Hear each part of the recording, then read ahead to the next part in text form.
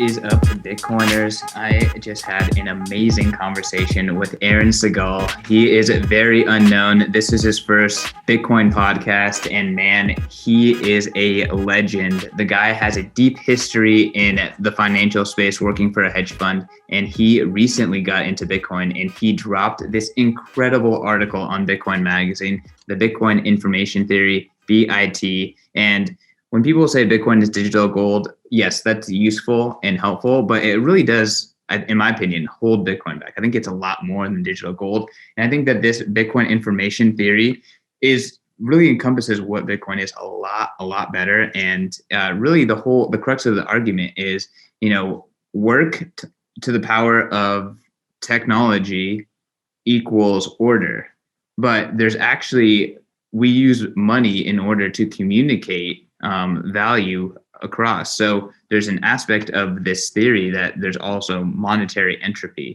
And what Bitcoin does is it reduces monetary entropy to nothing. So right now we live in a world where there's technology and innovation. People are putting in work, but because there's monetary entropy, it actually distresses and distorts the pricing signal, and it inhibits our ability to create order out of entropy and out of the work that we put into whatever the things that we are doing as society and people. So what Bitcoin offers is the ability to take monetary entropy down to zero. So what happens when there's no longer monetary entropy, and all the work that we put into gets multiplied by the power, or gets multiplied by the power of technology, and on the other side is just pure, clear communication of informational ordering. I'm doing not nearly enough justice of talking about this theory. You need to read the article. You need to listen to this podcast because Aaron breaks it all down from top to bottom way better than I just did. So before we get into it, though, let's talk about Bitcoin 2021. You guys, best event ever. It is happening this week. Today is the first, and the event is happening on the 3rd, 4th, and 5th. I'm already in Miami. I'm going to be giving Aaron a high five because he's in Miami. And it's going to be awesome. But Bitcoin 2021 is going to be the ultimate gathering of Bitcoiners around the world. People are flying across the world in the pandemic to be here for this gathering. And our CEO really, really did a great job of pumping it up on the What Bitcoin Did podcast with Peter McCormick. So check that one out, David Bailey. And if you're listening to it and you haven't bought your ticket, it might be already too late, but go to b.tc/conference and check it out. You can get a ticket there. We probably have already sold out by the time you're listening to this. So you can check out the live stream online. It's going to be sick too. And definitely don't miss out on Bitcoin 2022. But if you want your last chance at a ticket, if you're already in Florida and you want to go to the best Bitcoin event ever in history, biggest by far, Bitcoin 2021, again, b.tc/conference. And you can discount your ticket by $400 if you pay with Bitcoin. So if you use Bitcoin to buy your ticket, you actually get your ticket for way, way less, $400 less. And MoonPay, our sponsor and our payments provider, they allow you to get that discount while using your Fiat. You get your cake and you can eat it too. So you can use Apple Pay, Google Pay, your debit card, your credit card, all to pay for all to pay for your ticket using MoonPay, and we get Bitcoin, you pay Fiat, and you get that steep discount. So don't miss out on the discount. Use MoonPay to buy your ticket, and don't miss out on Bitcoin 2021 or the Bitcoin 2021 live stream if you can't make it to the event at this late stage. I understand you missed out. It is what it is. Me and Aaron are going to rock it in Miami. But until then, enjoy this conversation that we had about the Bitcoin information theory. It is freaking mind-blowing. Peace.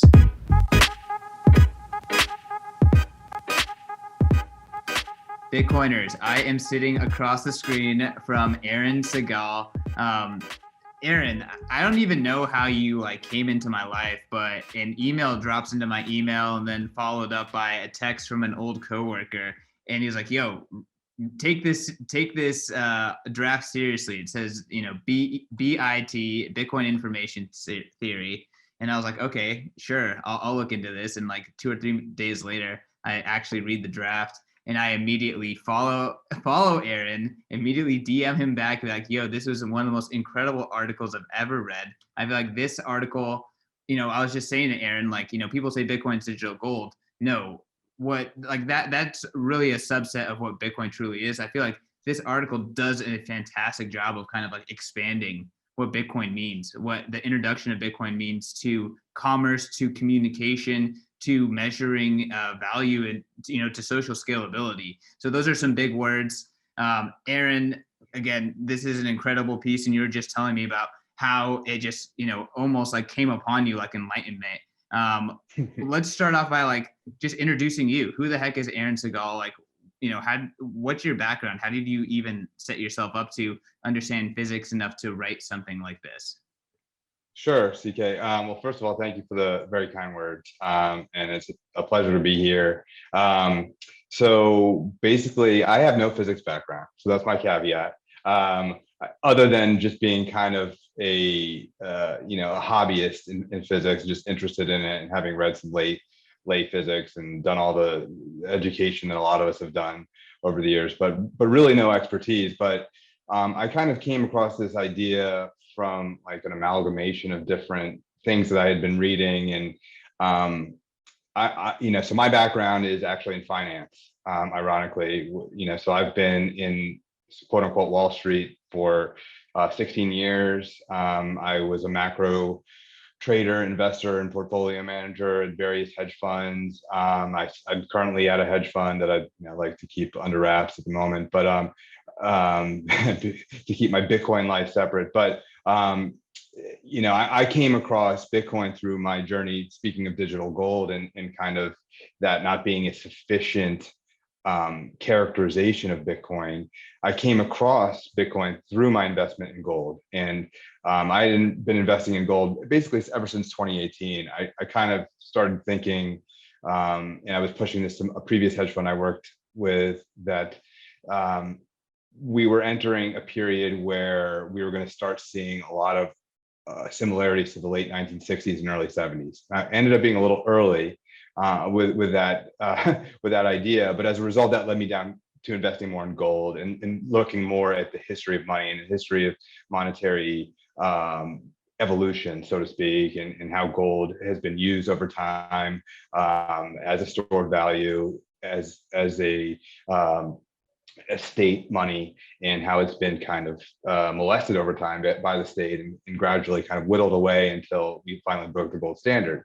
But anyway, so come March 2020, I'm investing heavily personally in gold miners and gold mining equities. And I had a small position in Bitcoin. I'd been around in Bitcoin in the 2017, the 2017 cycle and traded around it a little bit, but never was a real believer, obviously, given that I traded around it. I think I bought it at 1,000, sold it at 3,000, thought I was a hero. And then turned out, felt like an idiot later. But the main reason I chose to look at Bitcoin again was because I saw that gold wasn't going up the way it should be going up, given the macro environment that we were in. And so I said, you know what, I need to understand Bitcoin if this truly is taking quote unquote market share.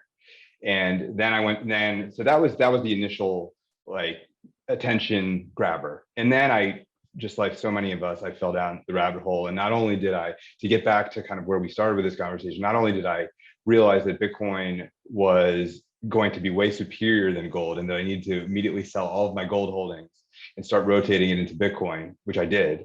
And that beyond that, there was so much more than just this digital gold narrative. It's just such an easy bogey. It's this bogey, and I understand it's good, but it's also it really holds Bitcoin down. Like and again, like I truly think that this is BIT, Bitcoin Information Theory. I think it's so much better. Well, thank you. And I think other people have certainly addressed this, and I have to credit, there's numerous writings that I've read that kind of helped me. And I think there's a lot of other Bitcoiners who have this notion in mind. It's just not always an easy concept to articulate, because these are such big ideas. And I think, I forget where I was listening to recently, but people have equated Bitcoin to this breeding ground for polymaths. And so you ask about physics. Well, you may not know about physics, but you might have to learn a little bit about physics. You may not know about our energy grid, but you're gonna have to learn about that, or cryptography, or philosophy, or Austrian economics. Listen, I was an economics student in college, in grad school, and I, through my job, I traded macroeconomic theories all the time in practice. And it never once occurred to me. I did very little Austrian economic reading up until, last couple of years. And that was initially through gold. And then, but yes, gold is completely insufficient, but it's a good first bogey, right? Especially when you're talking to an investor community, investors like to understand your TAM, your total addressable market, and so when you say everything, that's like someone's going to scoff at you and say, okay, you're crazy, see you later. So if you say gold, and you say gold is 1 trillion and Bitcoin, last year, for example, was 300 billion or whatever. Okay, wow, that's an interesting asymmetric trade. And so for investors, it's easy to grasp that concept. But what I've, as I've come to study it more and more, what I think, it just fails to really exemplify what it really has to offer society, because gold is a negative trade. But look at all the people who own gold. Well, there are a lot of old, angry people who, have been screaming at the clouds for years. And because gold is a get in the bunker, the world is ending kind of trade, or kind of investment, or kind of asset. It doesn't solve problems. Gold protects you from chaos, protects you from decimation, but it doesn't actually propose a solution for society. And to me, that is the biggest narrative changer for Bitcoin, is it actually says, wait, we can protect you, but also save the world. And that is, I think you have to get the digital gold thing before you can get this. I think it's hard to just leapfrog that. But I think ultimately, if we can get people to kind of comprehend the bigger picture, then that's we're kind of one step closer to orange pilling the next guy. Yeah, well, I told you that I just, like, earlier today interviewed Jeff Snyder for the second time for FedWatch, and I feel like he's dancing around Bitcoin. He's not accepting, like, Bitcoin's differentiator from other cryptocurrencies and what's happening in the DeFi space. But I told him to read your article because I think like you just have a deeper understanding of economics, and you've applied a deeper understanding of, like, almost like a holistic understanding to what Bitcoin's doing to communications, and you really articulated it in an awesome way in this article. Let's jump into, let's hope we can get Jeff Snyder in it. Yeah. Yeah, and I think my internet just kind of cut out there a little bit. Did you catch that? All of that? Yeah, you cut out for a brief second, but I think we're good now. Okay, yeah, let me just start over really quick just to make sure we have it's clean. Yeah, so just earlier today, I was talking to Jeff Snyder on the FedWatch podcast over with Ansel Lindner, and I feel like he's dancing around Bitcoin. He's not quite there yet. But I gave him your article just because I feel like it has such a holistic take to what Bitcoin can be in the game-changing edge that it brings from, like, a valuation and a monetary perspective in general.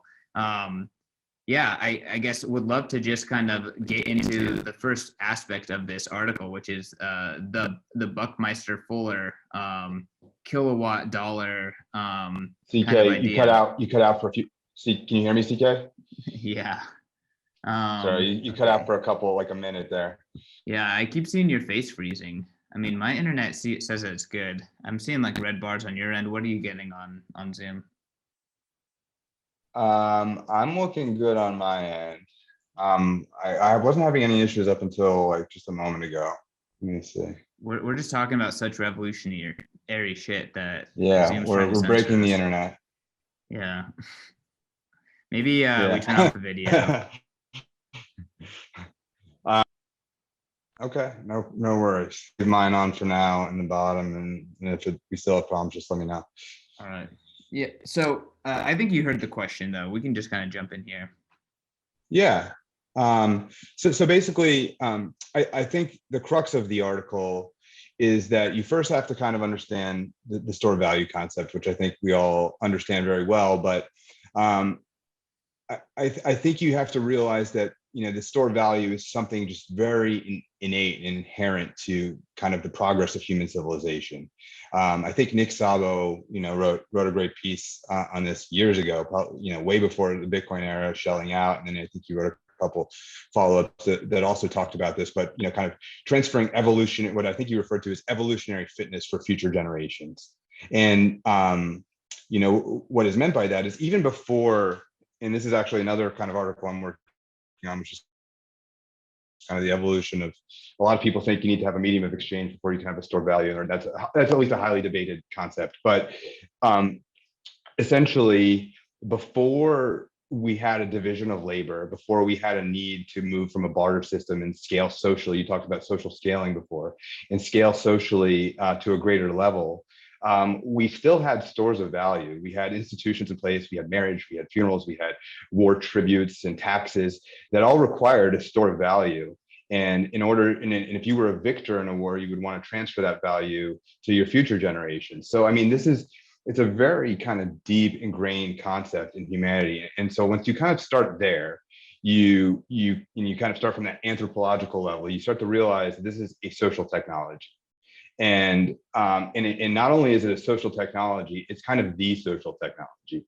I think you've all known Harari. A lot of people here may have read his books, Homo Sapiens or Homo Deus, and he talks a lot about ideas and beliefs. And our ideas and our ability to tell stories is kind of what allows us to transfer information to a level that we can scale socially.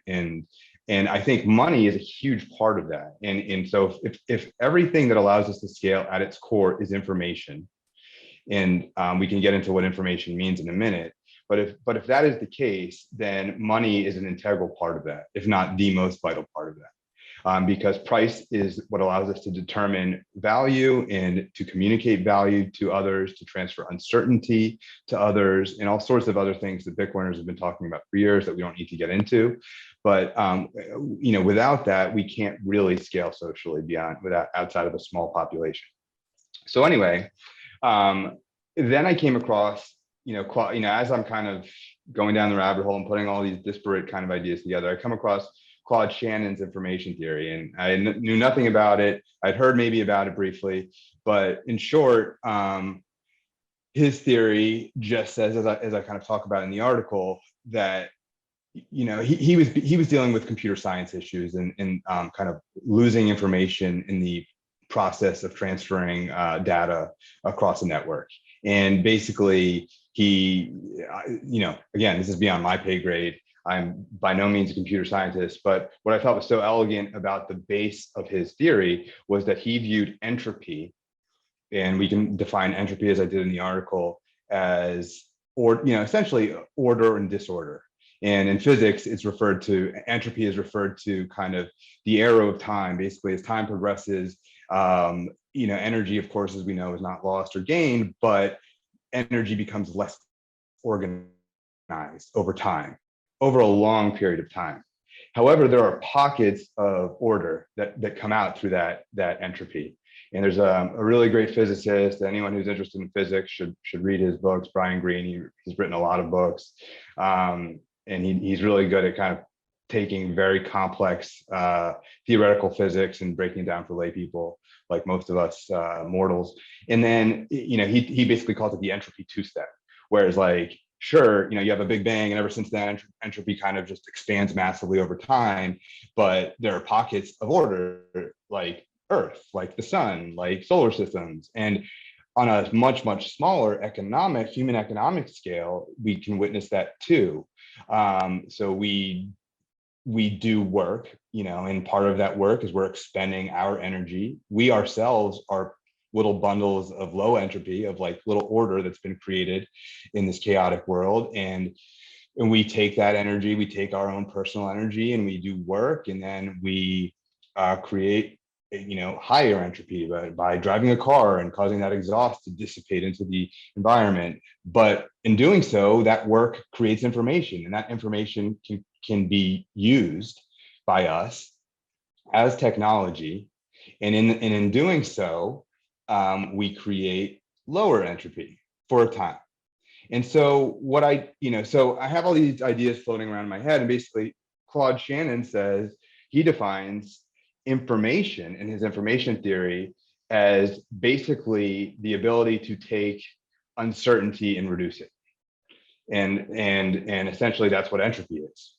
So he kind of connected all of the dots there with information, entropy, and uncertainty. And to me, money is information. In my reading, I kind of think at its most fundamental level, money is uncertainty.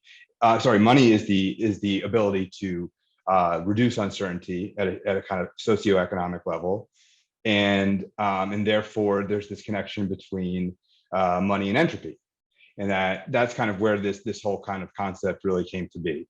So basically, the equation is, and it's not really as complicated as it sounds, and it's really more of a mental model. Like, I by no means think that this is a kind of predictive model like stock to flow or something like that, because this is more conceptual. It's more of a mental model, because entropy is a very hard thing to calculate or predictively calculate.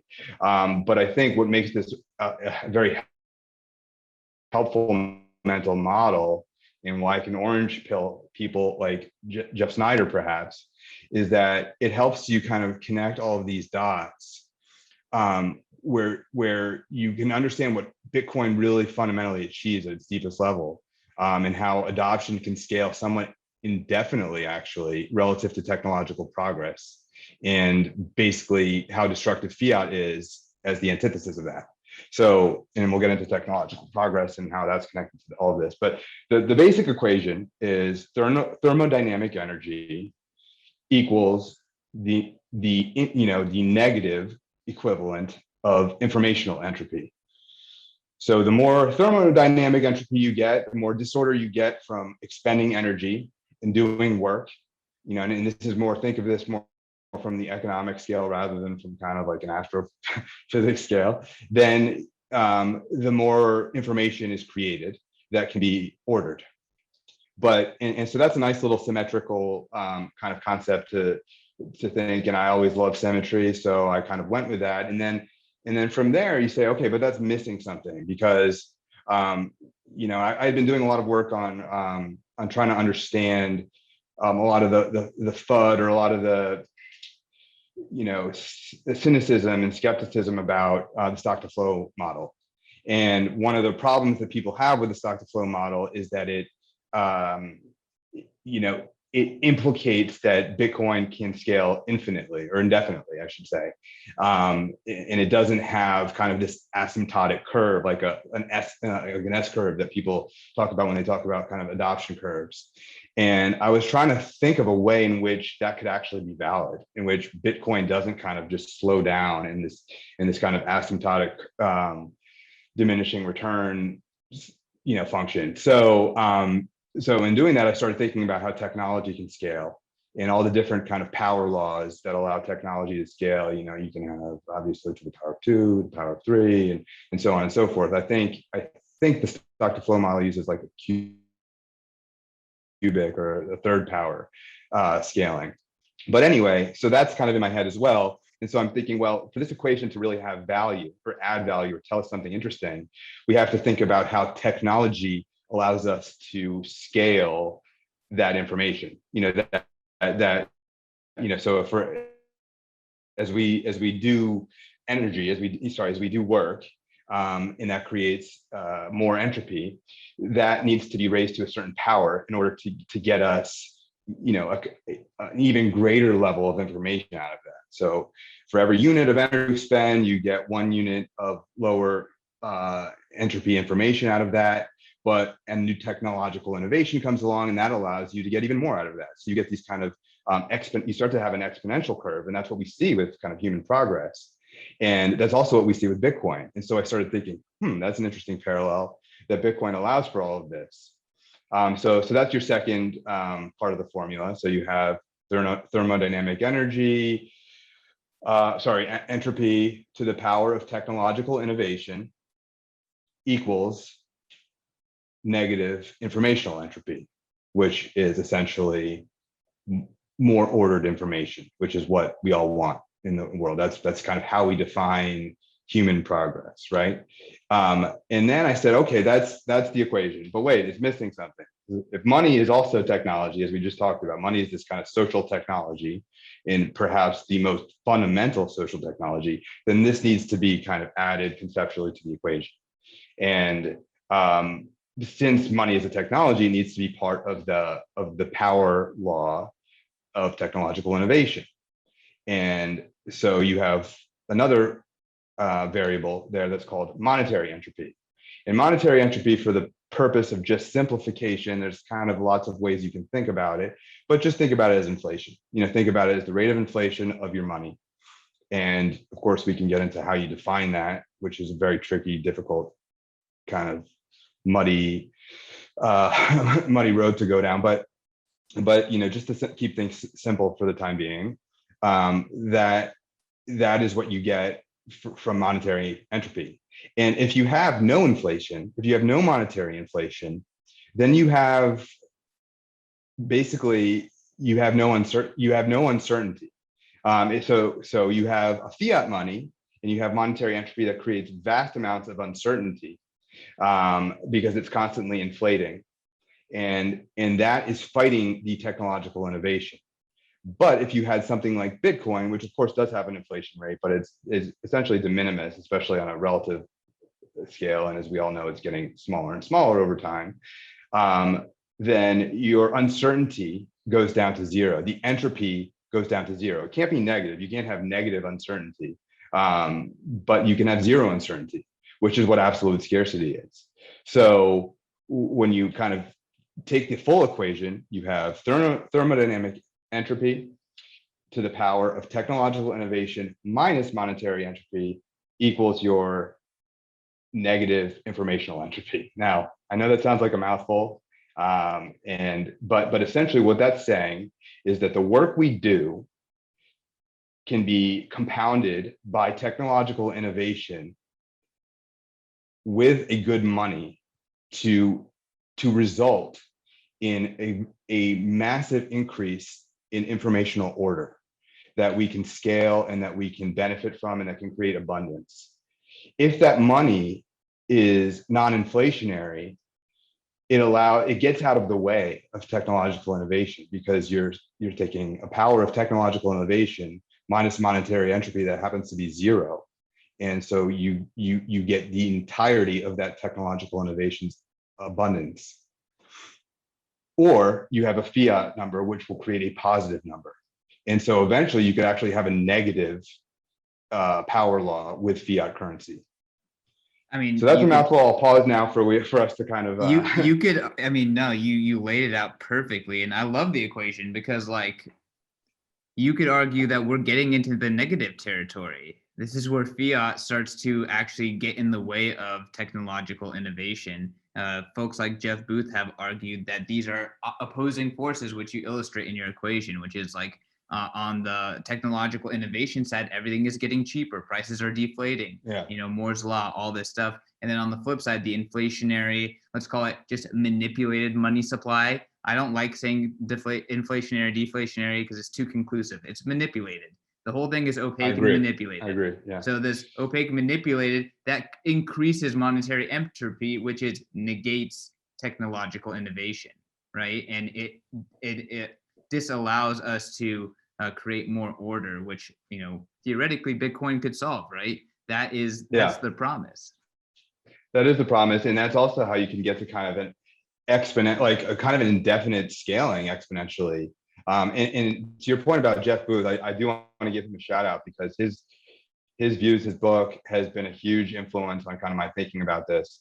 Because for 15 years as an investor, I was really struggling with the whole notion of how money can be printed and the Fed can kind of increase all these reserves, and yet we have these kind of massive deflationary forces. Some of them are good forces, some of them are bad. And I think he just did a great job of framing it in a way. And I think you hit the nail on the head just now by saying that we shouldn't make this narrative about deflation or inflation, because those are loaded words. Inflation makes people think 1970s.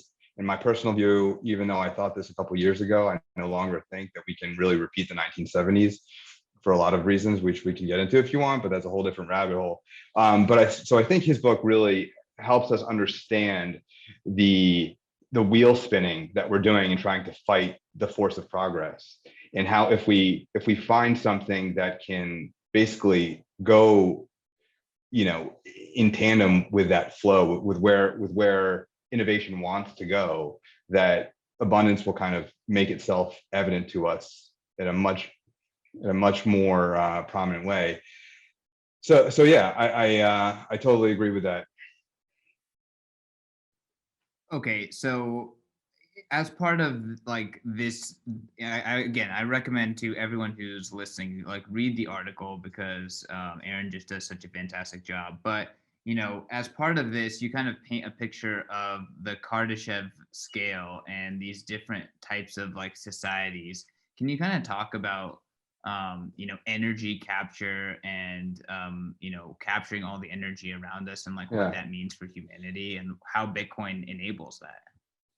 Yeah, so the Kardashev scale, for those who aren't aware of it, is kind of this esoteric idea brought about from this Russian physicist, I believe his name is Nicholas Kardashev, in the late 1960s. Obviously, at the time, we were dealing with kind of the nuclear world, and all of the positives and negatives and scary aspects that brought to society. And basically, his theory was just kind of a roadmap for how society can, or civilization as a whole, can scale, and what it means for civilization to scale, and the requirements that he basically realized all relate to our ability to harness energy.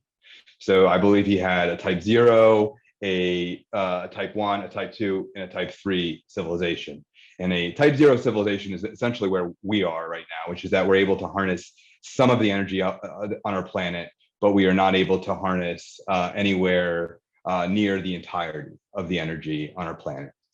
Type 1 civilization, which you could argue we are hopefully working towards, and we can get into why Bitcoin potentially can help us breach that barrier, is a civilization that harnesses all the energy of its planet. And a type 2 civilization is a type 3 Kardashev scale civilization, is able to harness all of the energy of its solar system. I believe I said that for the second one, but I meant all the energy of its kind of its local sun. But we're probably getting so and I didn't really get into it, but I just kind of wanted to inception people a little bit with that, which is that because that's essentially what we are talking about, is how do we get to a type 1 civilization. And I think it's obviously very timely right now, given all of the FUD that we're experiencing once again about Bitcoin and its energy consumption. But I think I saw on Twitter today, for example, Galaxy Digital put out a note talking about comparing the terawatt usage of Bitcoin mining to the banking system to gold mining. And I think it's great to get that data point, and it's a really Twitter appropriate kind of data point, because it gives you some very, very blunt information in a short period of time. But and so I'm all for it, but I also think it misses the point, like by a long shot, which is that we're not talking about Bitcoin mining relative to how much it costs to electrify a Wells Fargo branch office or a gold mining rig, and how much energy all of these kind of mundane operational things work. We're talking about the entire system. And I know Bitcoiners, when Elon kind of went off, like Bitcoiners all said, oh, how much does the fiat system cost and all of this? And that's great, but you need to be able to kind of articulate why that is, to get people to realize it, because Bitcoiners have already kind of gone down that path. Bitcoiners already understand how wasteful the fiat system is, but you need to kind of go through it in a very kind of logical way to help people who aren't there yet understand exactly what we're fighting for here. And so it's great to, I think Ross Stevens did a great job of, and I think Nick Carter has, of course, we all know, done a very good job of articulating that and visualize. I think Ross Stevens visualized it as kind of this flattening of the energy usage around the globe, is that you have these kind of pockets of capacity waste, and Bitcoin basically floods those barren pockets and raises them to a point where everything is flat. And when everything is flat, everything is accessible. And I love that visualization for Bitcoin's energy consumption and where we're heading. And I do think, getting back to your question about the Kardashev scale, that equations like this help us kind of give us a mental model for how we can get there.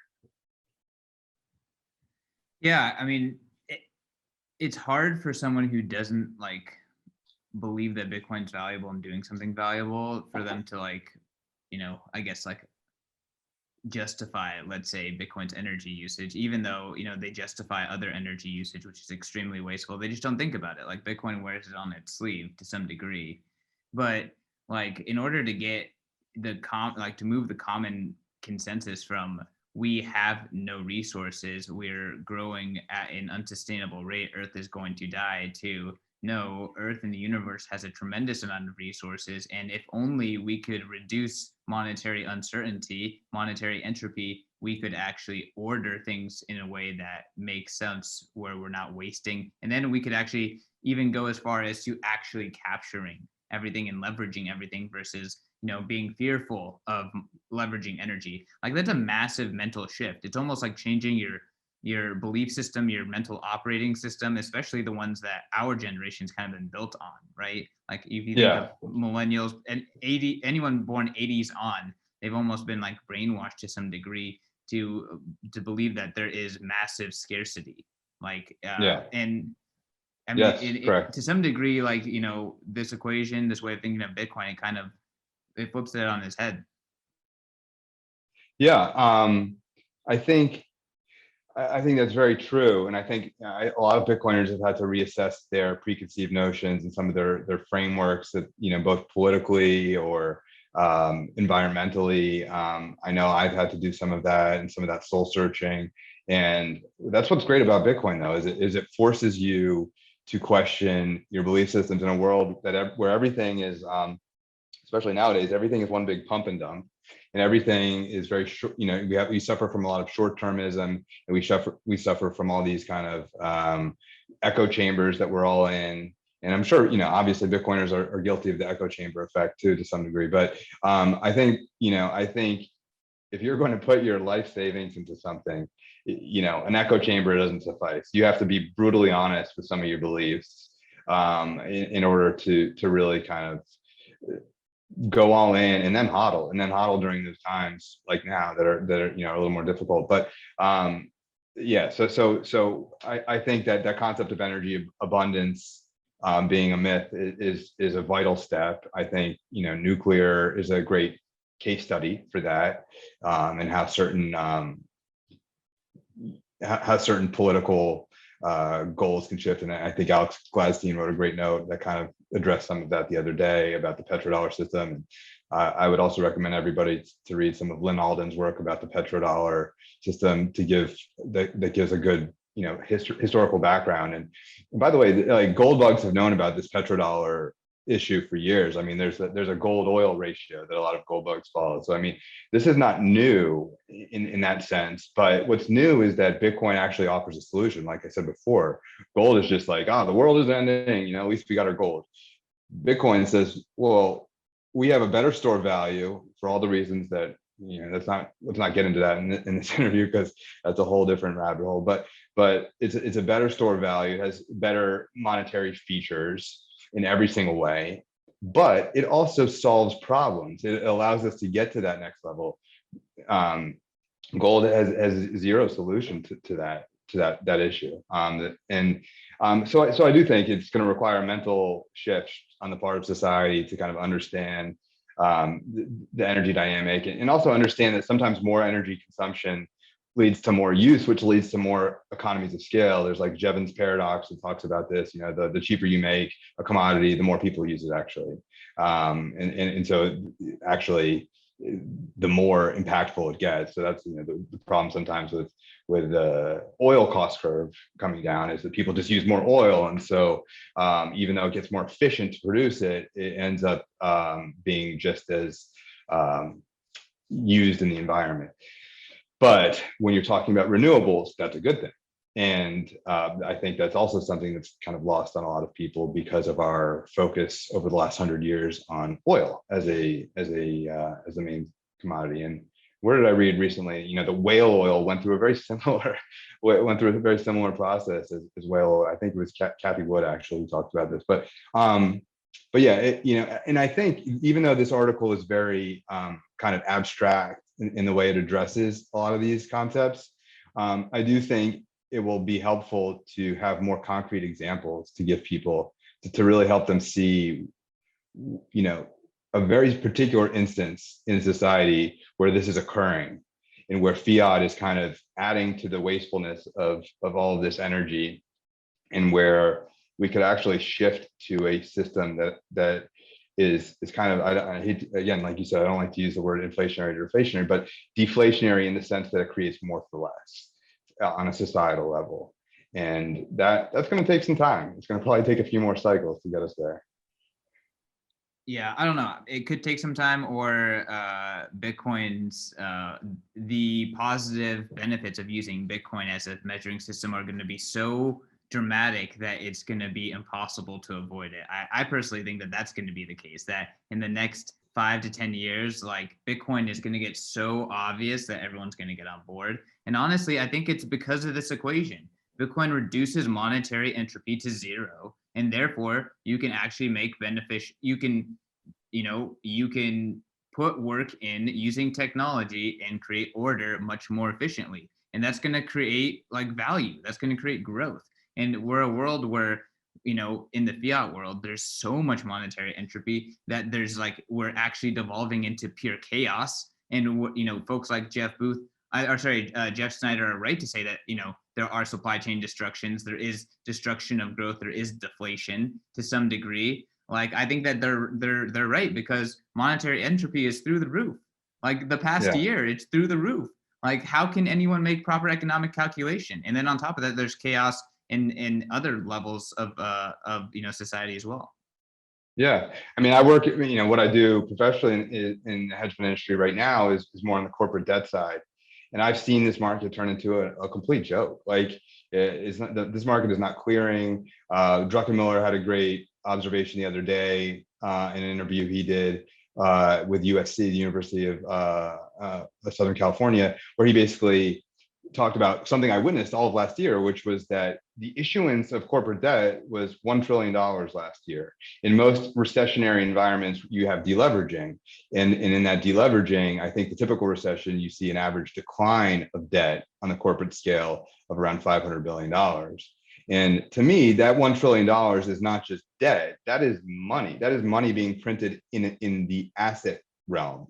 Maybe it's not circulating in the real economy, and it's not productive money. That money is being hoarded. That credit is being used to keep companies afloat at the cost of other competitors, and take capital away from places where the creative destruction would allow for something better to form in its place.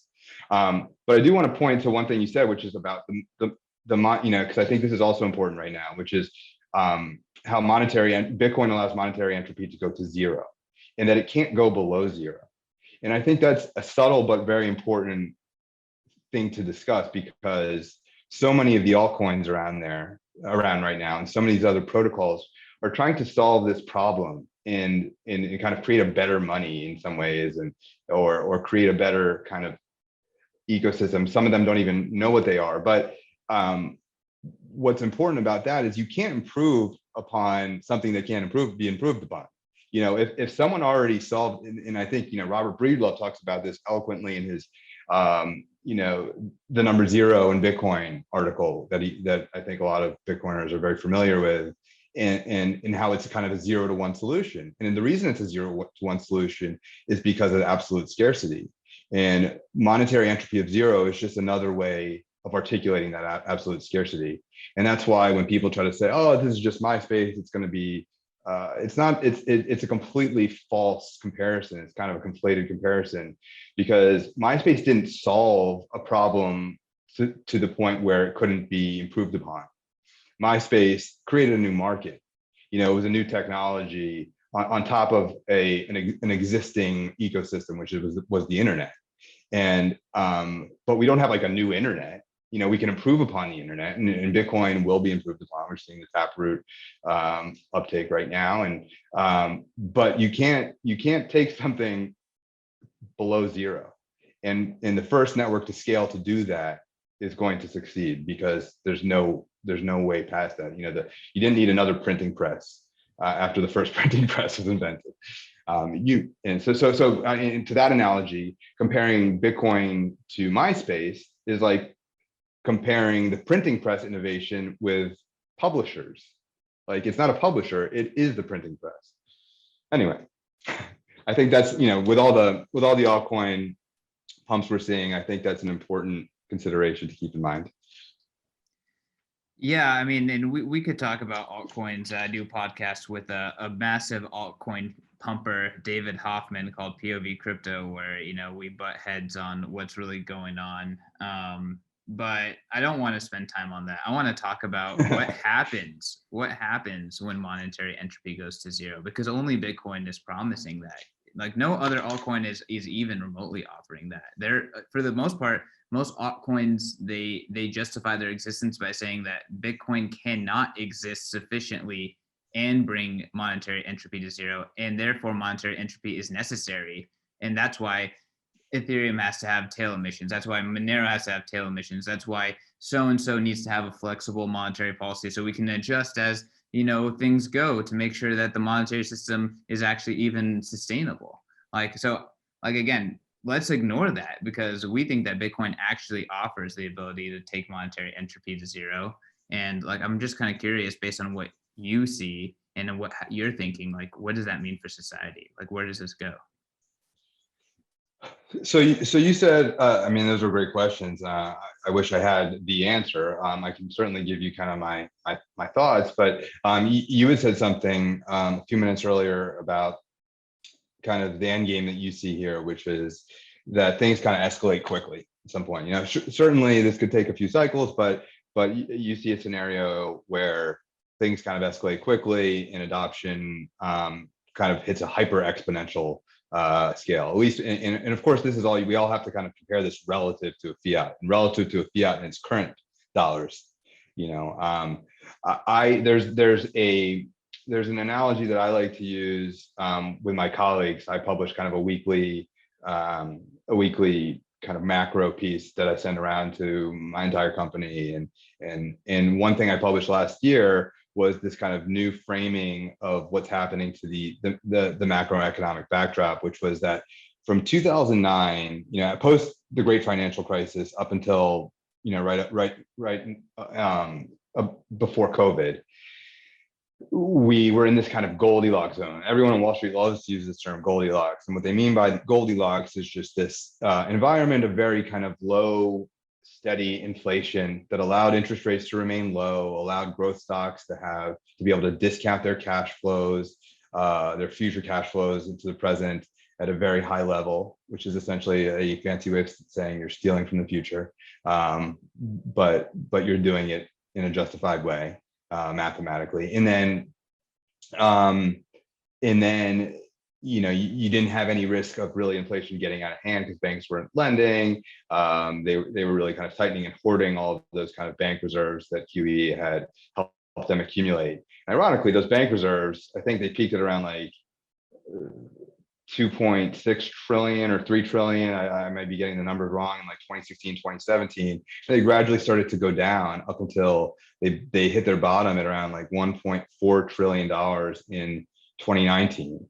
And that's when the Fed actually came in to save the day yet again. And this gets lost sometimes when we think about what they did post-COVID, because it was so many orders of magnitude higher than that. But the Fed came in when we already had bank reserves at $1.4 trillion, which was not enough liquidity in the system to help the kind of overnight lending rate in the financial system. And not to bore everyone with kind of all this financial you know, history and why I'm connecting this to what your question is that era was already kind of showing breaking point.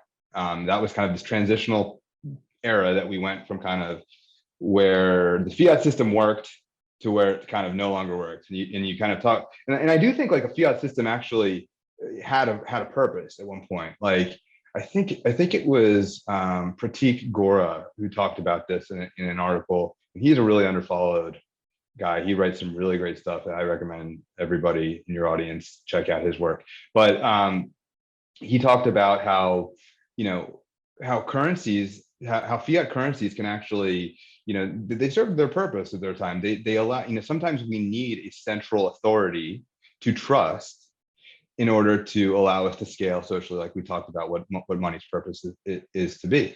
But the problem is that it creates, as we know, key man risk or single point of failure risk, which is that if that central authority can no longer be trusted, the whole system kind of explodes. And that's happened as a lot of students of history know, that's happened time and time again throughout history with fiat currencies or even with various kind of gold standard currencies. I would jump in and parody Bitcoin Tina and say that banking is a technological innovation to scale gold, right? And I would go as far, this is my own idea, is that it wasn't fiat money that made gold unusable as a global store of value. It's actually the internet. When the internet became prevalent, that's when gold no longer became viable. And that's when fiat had no competitor. And I think that's how we got to where we are. And here comes Bitcoin to kind of reintroduce some sort of limitations on the system. Yeah, that's an interesting take. I hadn't really thought of it in that way, but I need to think about that. That's very interesting. Yeah, I think fiat kind of had its time and its place and it served a purpose. But once that central authority kind of loses trust, or once, and getting back to kind of the concept of this article, which is about kind of information and how technology is now reached, in this digital world, you spoke of the internet, in this digital world we live in, where information can really scale so much faster, as we all have seen with all the network effects and all of the ridiculously exponentially decreasing cost curves for things like solar and genome sequencing and things like that. I mean, it's really an endless list. Obviously, Moore's law has been around since the early 1970s, but so we've kind of entered this new era where like so much low entropy is being created, so much order and so much information is being created, and it's all being wasted because we don't have a monetary system that can allow it to prosper. And one of the reasons that to your point, one of the reasons that I think fiat has failed, there's many reasons, but some of them are kind of geopolitical and or just kind of these larger debt cycles that guys like Dalio have talked about, but reaching their kind of natural limit. But one of the other reasons is that there's just too much information now, and a central authority can no longer be the arbiter of managing all of that information. And so now, like you said, gold is extremely centralized. The IMF, US, China own huge amounts of gold reserves just on a central bank level, let alone all of the hoarding that's done across the world in kind of private gold reserves, and also the very fact that we don't even know the amount of tons. I mean, I think we think there's around 190,000 tons of gold that have been mined that are existing and floating around, but we have no idea. It's kind of like ETH. It's kind of like Ethereum. It doesn't solve the monetary entropy problem that Bitcoin solves. No, it doesn't, and it doesn't allow information that's scaling exponentially to continue to do so. And so that's where I think a decentralized money is so vital, and a money that is taking uncertainty down to zero. I mean, there's certainly plenty of other protocols that might make that claim, but you can't know it, and it's already been done. And so why do you even need to know it is the question I would ask. I think where this goes in terms of the ultimate end game is probably a swift adoption.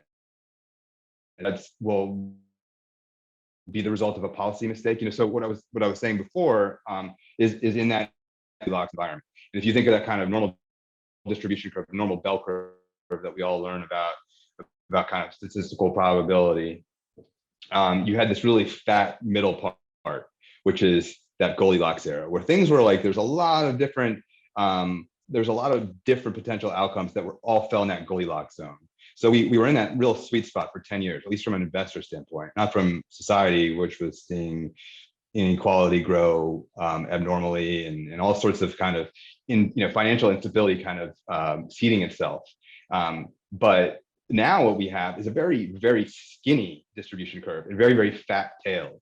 And on the left side, you have this deflationary fat tail. And on the right side, you have this kind of extreme inflationary tail, right? And I think Luke Groman said a very similar thing to what I kind of was articulating to my investment team, which was, the Fed thinks they have a dial on the economy. I think he said this in an interview recently, and I thought this was a great, kind of way of thinking about it.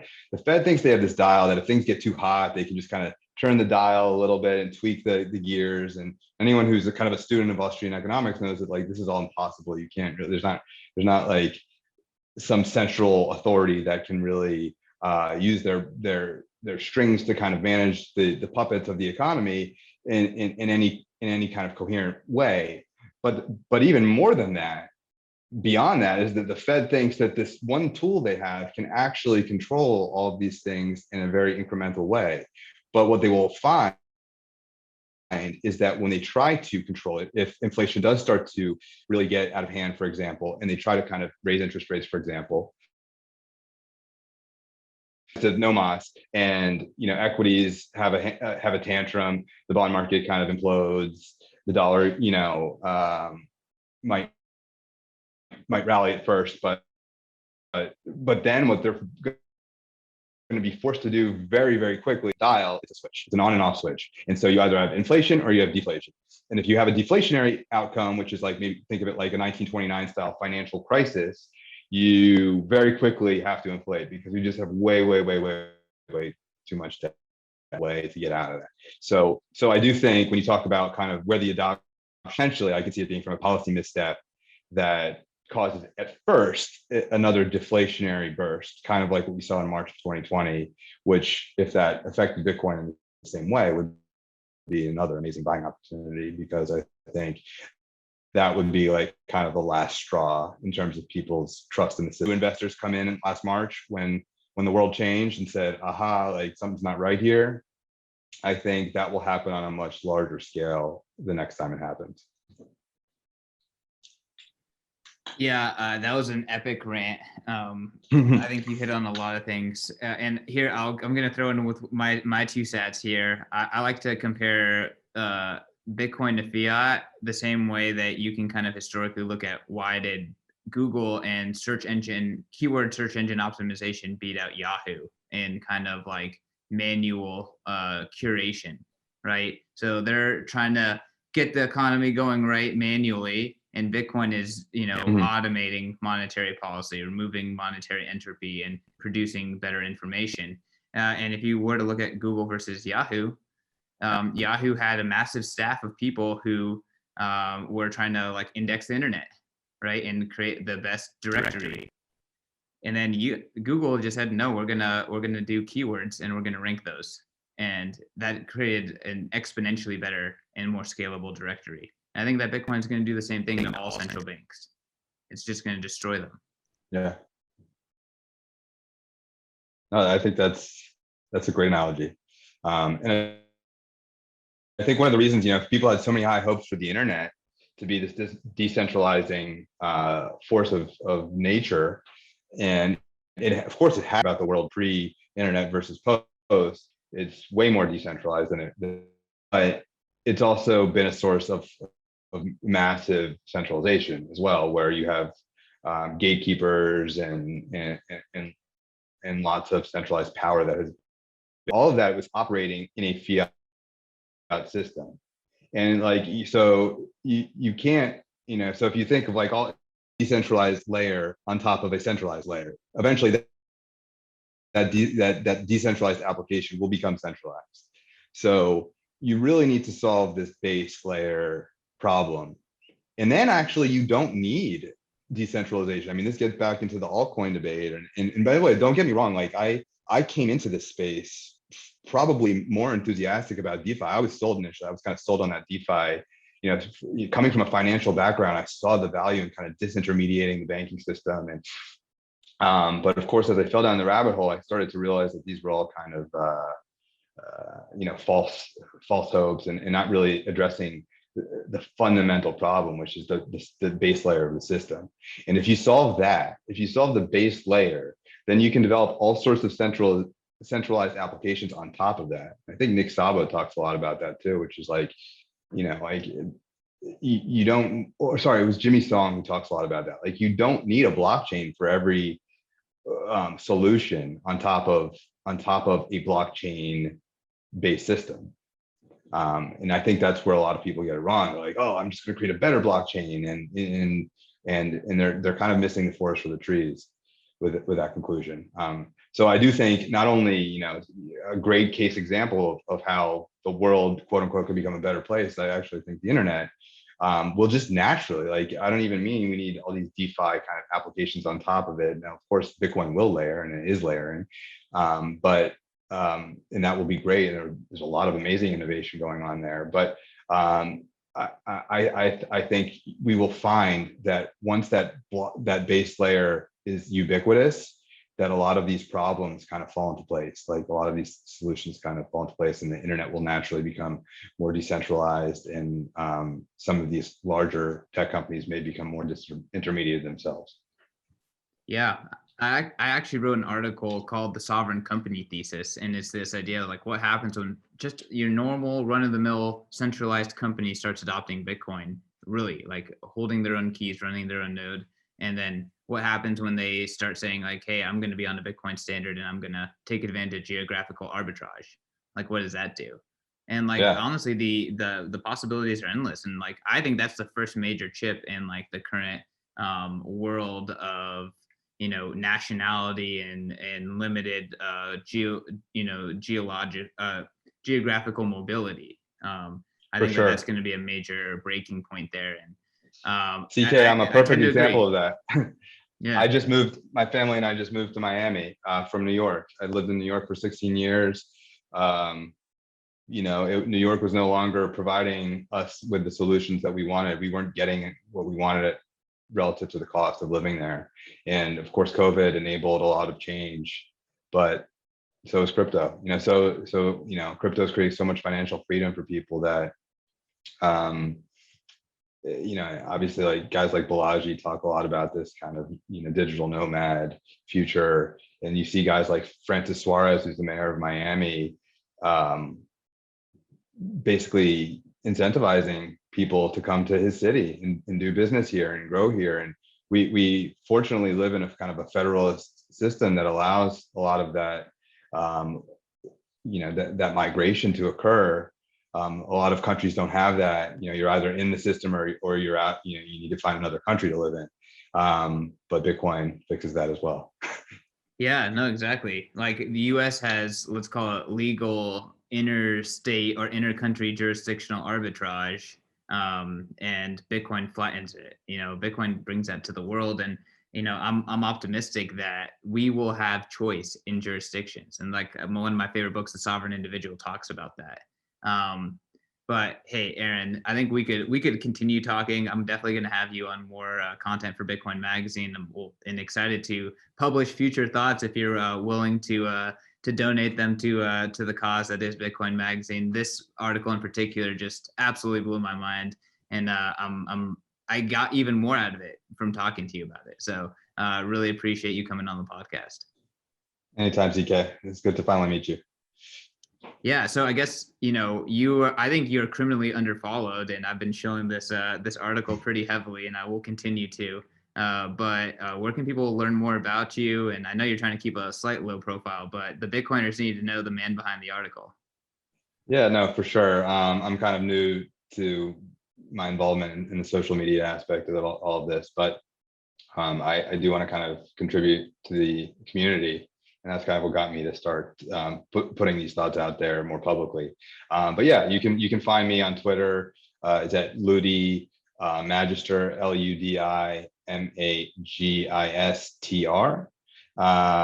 And you can find me on Medium as well, and under Aaron S. And you'll also find my Medium link and the link to this article on my Twitter profile. Awesome. Well, I know that we are going to meet up at Bitcoin 2021 as well. So excited to see you over in the land of freedom that is Florida and Miami. But yeah, until then, to all the listeners, give the article a read. I truly like it. I thought it was just exceptional, and honestly, like very few pieces of content like help me connect the dots like this one did. So I think it will for you, the listener, as well. And y'all, if you like this content, follow me at CK_Snarks. Follow Bitcoin Magazine at Bitcoin Magazine. Give us those 5-star reviews. You know the drill. Until then, peace. Later, CK.